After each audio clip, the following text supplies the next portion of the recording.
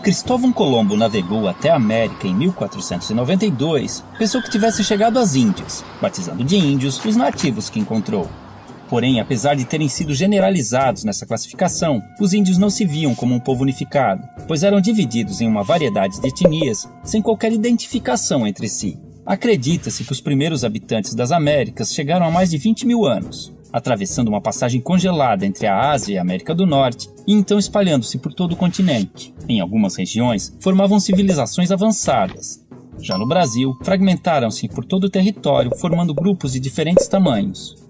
Eram sociedades comunais, descentralizadas e igualitárias, vivendo da caça, pesca e agricultura de subsistência, e em sua maioria seminômades, mudando suas aldeias de local conforme os recursos naturais fossem se esgotando, permitindo, mesmo que involuntariamente, a recuperação natural do solo abandonado.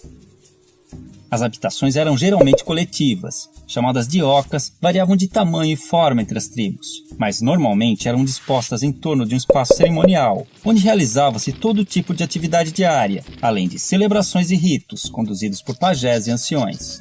As tribos eram formadas por laços de parentesco e afinidades, e mantinham contatos com outras comunidades através de relações de comércio, cooperação, casamentos, alianças e também de guerras, que eram comuns entre as sociedades indígenas, apesar de sua natureza pacífica.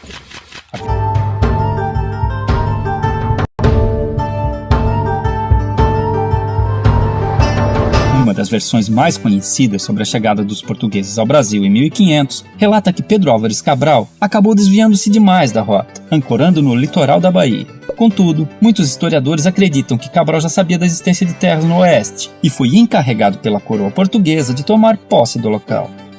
Foi só em 1530 que a coroa portuguesa, sentindo-se ameaçada com as constantes expedições de reconhecimento de holandeses e franceses, começou seu sistema de colonização, fundando vilas e criando um sistema de capitanias hereditárias. Porém, esse sistema fracassou e foi instituído um governo centralizado, onde o governador-geral, escolhido pelo próprio rei, fundava vilas, combatia a pirataria e controlava a exploração econômica das terras. Os jesuítas foram grandes aliados dos colonos, fundando missões no interior para a catequização dos índios. Isso estimulou as entradas e bandeiras, expedições com o objetivo de encontrar ouro, prata, diamantes e escravos. Nesse processo, milhares de indígenas foram dizimados por não aceitar a dominação dos chamados bandeirantes. A predominância masculina nos primeiros anos de colonização deu início a um grande processo de miscigenação da população, com a formação de vários casais de portugueses e índias, cujos descendentes encontram-se hoje na árvore genealógica de muitas famílias brasileiras.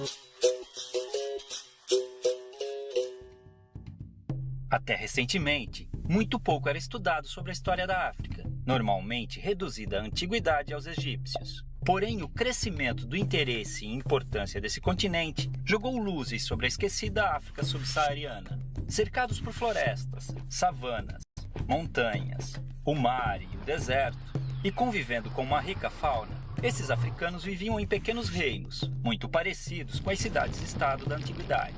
Dominavam técnicas de agricultura, metalurgia e mineração.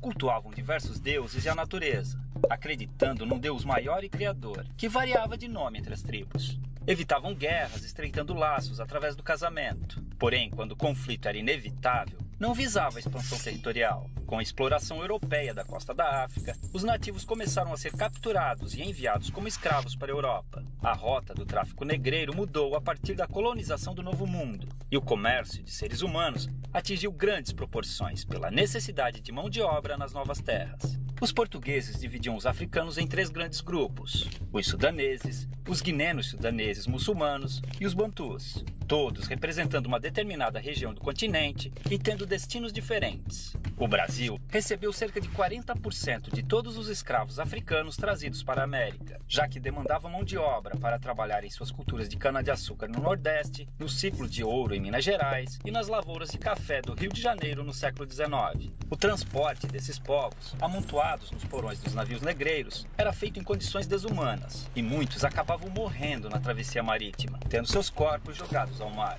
Já desembarcados, os escravos eram vendidos e conduzidos aos seus destinos nas fazendas, onde eram obrigados a trabalhar de sol a sol, com roupas e alimentação de péssima qualidade. Dormiam em habitações escuras e úmidas, as senzalas, e muitas vezes eram acorrentados para evitar fugas. Os castigos físicos castigos eram comuns, e o mais usado era o açoite. Com o comércio constante de escravos, não havia preocupação em manter seu bem-estar, já que podiam ser facilmente substituídos por novos africanos, fazendo sua expectativa de vida no Brasil ser muito baixa. Eram proibidos de praticar sua religião e obrigados a adotar o catolicismo e a língua portuguesa. Mantiveram sua cultura viva, realizando seus rituais africanos escondidos, criando até um tipo de luta, a capoeira. A maior parte dos africanos traficados para o Brasil eram homens, por serem mais valorizados nos trabalhos forçados. As mulheres, que não eram aproveitadas nas lavouras, viravam escravas domésticas, as chamadas mucamas.